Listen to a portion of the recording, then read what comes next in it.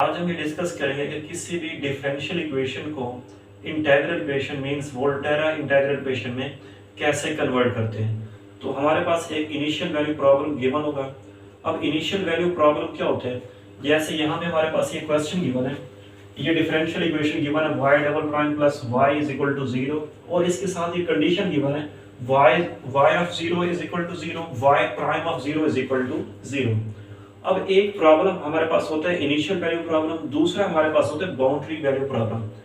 Initial value problem एक ऐसा problem होता है जिसमें x एक ही पॉइंट पे गिवन हो, वो हमारे पास होता है इनिशियल वैल्यू प्रॉब्लम। अगर हमारे पास x की डिफरेंट वैल्यूज पे कंडीशन गिवन हो तो उसको हम कहते हैं बाउंड्री वैल्यू प्रॉब्लम। अब यहाँ पे देखें, अगर हम इसमें पहला इस कंडीशन यूज करें y of 0 is equal to 0, x भी 0 y भी 0 आ रहे हैं। अब यहाँ पे y prime of 0 is equal to 0, y जो मर्जी आ जाए हम ऐसे भी कह सकते हैं y of 0 is equal to 0, y of 0 is equal to -1। Suppose that फिर भी हमारे पास कौन सा प्रॉब्लम होगा, इनिशियल वैल्यू प्रॉब्लम होगा। क्यों? क्योंकि इसमें ये जो कंडीशन गिवन है वो x की सेम वैल्यूज पे गिवन है, तो इसको हम कहते हैं initial value problem.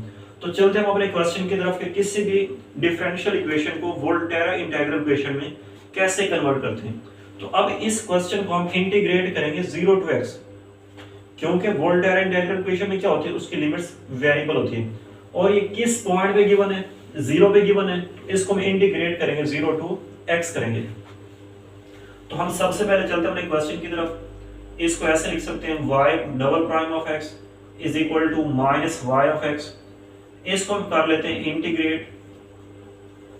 Integrate from 0 to x on both sides. तो फिर हमारे पास बनेगा 0 to x y double prime of x into dx is equal to 0 to x y of x into dx।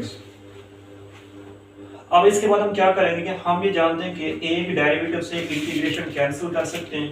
तो यहाँ से इसके दो डेरिवेटिव आ रहे हैं, एक डेरिवेटिव से इंटीग्रेशन कैंसिल, तो ये हमारे पास बनेगा y prime of x 0 to x is equal to, अब ये फंक्शन हमारे पास वैसे आ रहा है, इसको वैसे लिख लें 0 to x y of x into dx। अब इसमें सबसे पहले अपर लिमिट पुट करें y prime of x minus y prime of 0 is equal to minus 0 to x y of x into dx। अब यहाँ पे हमारे पास कुछ कंडीशंस गिवन है। कंडीशंस हमारे पास क्या गिवन है, y prime of 0 is equal to 0 means इसको रिप्लेस कर लेंगे 0 के बराबर, तो ये हमारे पास बनेगा y prime of x is equal to minus 0 to x y of x into dx। अब हमने ये फिर भी डिफरेंशियल इक्वेशन आ रही है क्योंकि इसमें एक डेरिवेटिव फिर भी बाकी है, तो इसको हम दोबारा इंटीग्रेट कर लेते हैं। अगेन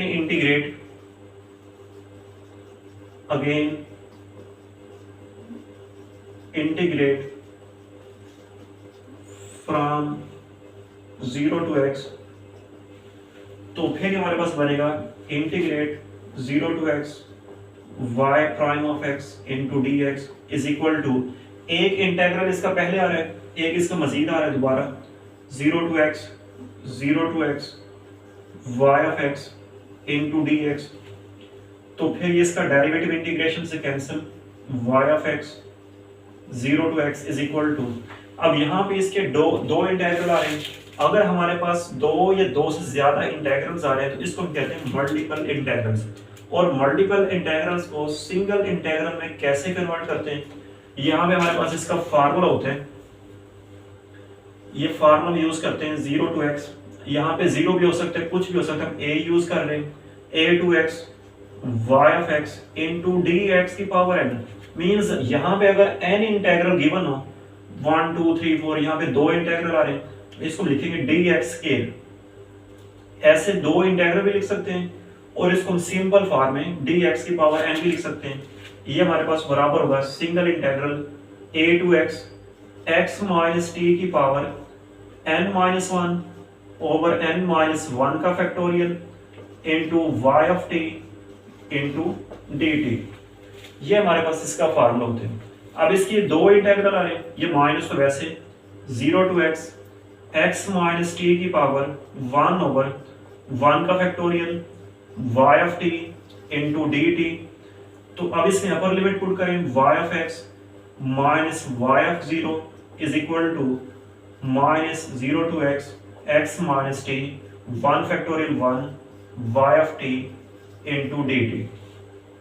अब इसमें ये कंडीशन यूज करें y of zero is equal to 0, तो यहां से y of x is equal to minus 0 to x minus t y of t into d t. तो ये हमारे पास इसकी रिजल्टेंट इंटीग्रल इक्वेशन आई है। अगर हमारे पास कोई भी इनिशियल वैल्यू प्रॉब्लम गिवन हो, मींस डिफरेंशियल इक्वेशन गिवन हो, तो उसको इंटीग्रल इक्वेशन में कैसे कन्वर्ट कर सकते हैं। अब इसका नेक्स्ट क्वेश्चन करते हैं।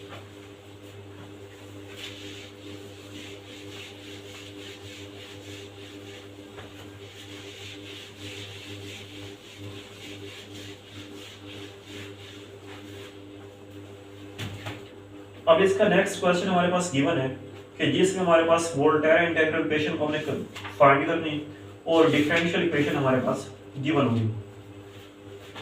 अब क्वेश्चन हमारे पास गिवन है y double prime of x minus 3y prime of x plus 2y of x is equal to 4 sin x, और इसके अलावा ये कंडीशन गिवन है y of 0 is equal to 1 y prime of 0 is equal to minus 2।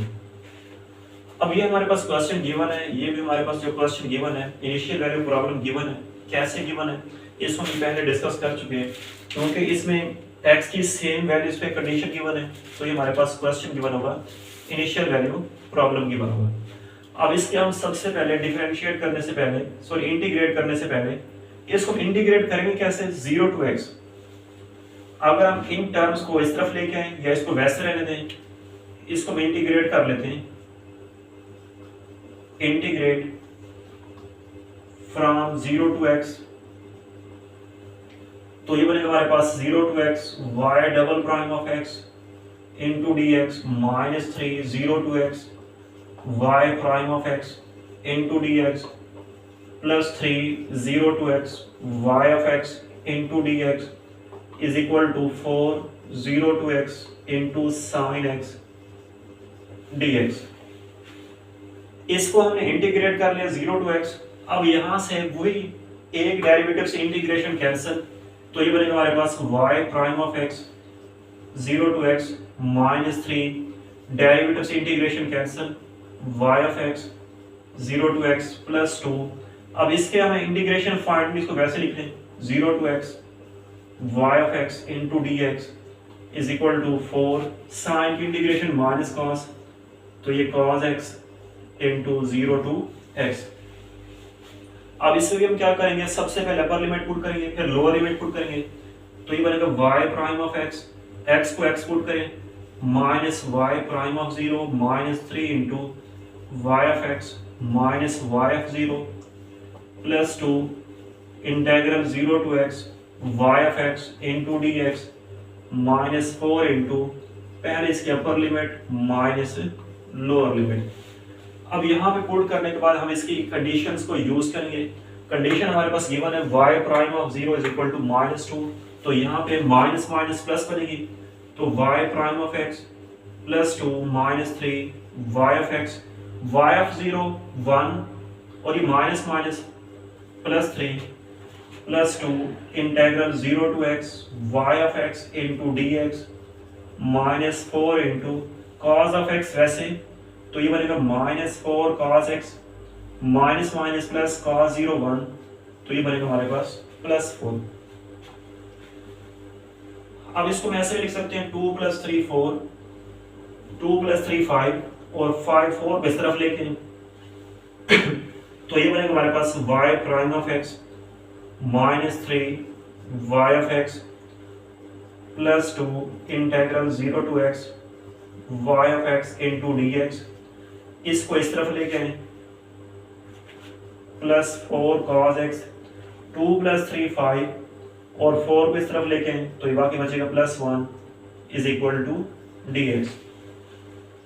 इसको हम मजीद दोबारा integrate कर लेते हैं 0 टू x, क्योंकि इसका एक डेरिवेटिव मजीद फिर आ रहा है, इसको कर लेते हैं अगेन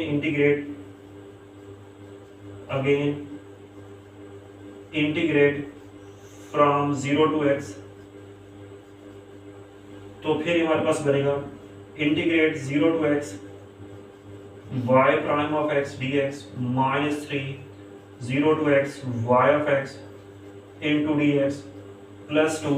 एक इसका इंटीग्रल पहले आ रहा है, दोबारा इसको लिख रहे हैं 0 to x into y of x। दो इंटीग्रल आ रहे हैं, इसको हम ऐसे लिख सकते हैं dx का scale plus 4 integration 0 to x into cos x dx plus integration 0 to x 1 into dx is equal to 0। क्योंकि 0 की इंटीग्रेशन 0 मीन्स कांस्टेंट होती है। अब यहां से इसके डेरिवेटिव इंटीग्रेशन से cancel, y of x 0 to x minus 3 integral 0 to x y of x dx plus 2। अब यहाँ पे इसके दो इंटीग्रल आ रहे हैं, हम इसके लिए दोबारा फार्मूला यूज करेंगे, तो फिर इसको लिखेंगे integral 0 to x minus T power इसकी 1/1 का factorial y of t into d T plus 4 cos की इंटीग्रेशन sin x। तो इसमें मैं अपर लिमिट भी पुट कर रहा हूँ minus lower limit sin of 0 और 1 की integration x minus 0 is equal to 0।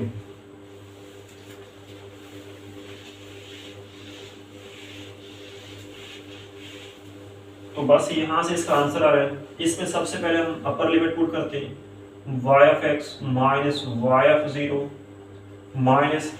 अब हम ये भी जानते हैं कि ये इंटीग्रेशन एक थ्योरम होता है, अगर हम उसकी लिमिट्स को वेरिएबल को चेंज कर लें तो उसकी लिमिट्स पे कोई भी फर्क नहीं पड़ता। अब यहाँ पे जो इसका वेरिएबल आ रहा है हमारे पास x आ रहा है, इसको हम t में भी कन्वर्ट कर सकते हैं। तो फिर मैंने इसको लिख लिया minus 3 integral 0 to x y of t dt, इसको वैसे लिख रहे हैं plus 2 integral 0 to x minus t y of t into dt 4 sin x plus 4 sin x plus x is equal to 0। तो यहाँ पे हमारे पास y of 0 की जो कंडीशन हमारे पास गिवन है वो 1 के बराबर गिवन है। तो यहाँ से y of x minus 1 minus 3। अब ये जो दो इंटीग्रल आ रहे हैं इसमें से कॉमन क्या आ रहा है, एक तो इसमें दोनों में से इंटीग्रल आ रहा है, दूसरा y of t dt आ रहा है। तो माइनस अगर हम ले लें कॉमन और इंटीग्रल भी ले लें कॉमन 0 to x, बाकी हमारे पास बचेगा 3। ये इसमें से माइनस बाहर चला गया तो ये माइनस बचेगा 2 into x minus t into y of t dt plus 4 sin x plus x is equal to 0। तो यहां से इसको वैसे भी लिख सकते हैं, it means y of x is equal to 1 plus 3 integral 0 to x 1 plus 3 minus 2 into x minus t into y of t dt minus 4 sin x minus x। तो ये हमारे पास इसकी रिक्वायर्ड इंटीग्रल इक्वेशन आ रही है, जिसको हमने differential equation से वोल्टेरा इंटीग्रल इक्वेशन में कैसे कन्वर्ट कर लें। अब ये जो हमारे पास डिफरेंशियल इक्वेशन आ रही है ये हमारे पास वोल्टेरा इंटीग्रल इक्वेशन आ रही है। ये कैसे integral equation Volterra integral equation आ रही है, क्योंकि इसकी जो लिमिट्स है वो वेरिएबल गिवन है। इससे पहले वाले वीडियो में ये पढ़ चुके हैं कि अगर जिस इंटीग्रल इक्वेशन की लिमिट्स आ जाए वेरिएबल उसको हम कहते हैं वोल्टेरा इंटीग्रल इक्वेशन, और जिसकी लिमिट्स आ जाए कांस्टेंट आ रहे हैं उसको हम कहते हैं फ्रेडहोल्म इंटीग्रल इक्वेशन। तो ये था हमारे पास आज का लेक्चर, जिसमें हम ये पढ़ चुके हैं कि किसी भी डिफरेंशियल इक्वेशन को वोल्टेरा इंटीग्रल इक्वेशन में कैसे कन्वर्ट करते हैं। तो इसके नेक्स्ट लेक्चर में डिस्कस करेंगे कि किसी भी वोल्टेरा इंटीग्रल इक्वेशन को रिवर्स डिफरेंशियल इक्वेशन में कैसे कन्वर्ट करते हैं।